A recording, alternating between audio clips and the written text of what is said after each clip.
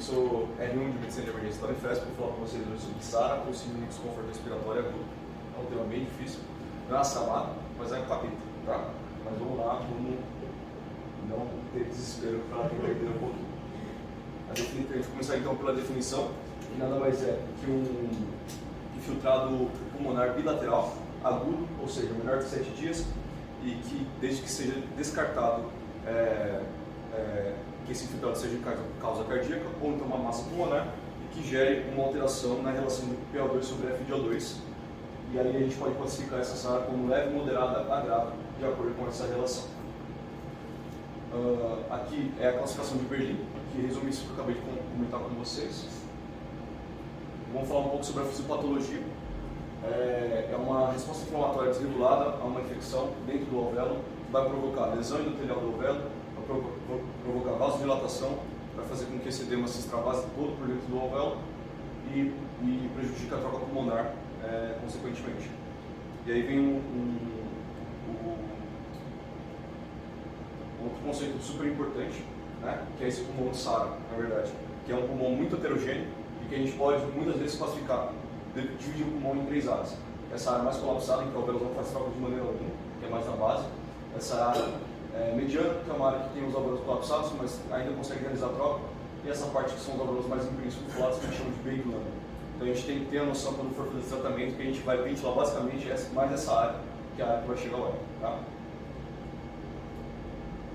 E vou focar para vocês agora mais a parte da ventilação mecânica, a gente fazer uma ventilação mecânica protetora nesses pacientes.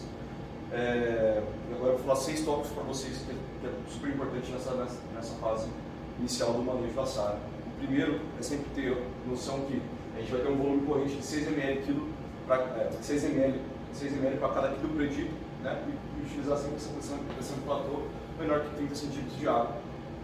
Esse estudo de 2000 ele revelou que só fazer essas duas alterações na ventilação a gente já consegue alterar a mortalidade nesses pacientes.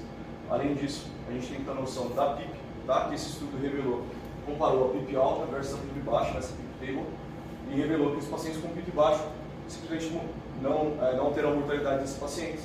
Então a gente vai ter um padrão mais conservador de PIP nesses pacientes. Além disso, em 2015 teve esse estudo, que é um estudo mais recente, trouxe para nós o conceito de driving pressure. O driving pressure não tem uma tradução na nossa língua, mas é basicamente o seguinte: ao invés de indexar o volume corrente para o peso, para o quilo predito, ele tentou indexar para a complacência pulmonar, que é um pulmão que está a complacência muito alta. E aí eles chegaram nessa forma de que o driving pressure então é a pressão de platô menos o PIP. E aí se a gente tiver um driving pressure abaixo de 15, esses pacientes vão morrer menos do que se tiver acima. Então a gente vai sempre tentar manter esse driving pressure abaixo de 15.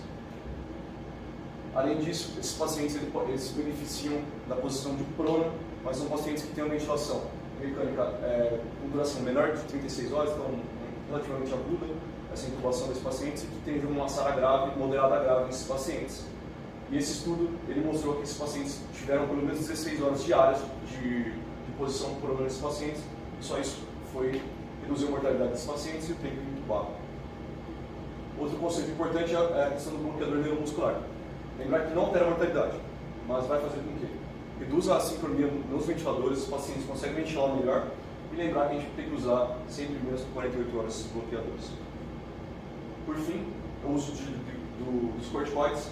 Esse estudo de 2020, ele fez um estudo com a dexametasona usou 20 mg uma vez ao dia por 5 dias, depois 10 mg por 5 dias em pacientes que tinham uma SARA moderada a grave, e revelou que esses pacientes teve uma redução do tempo de ventilação mecânica e diminuição da mortalidade nesses pacientes. Tá?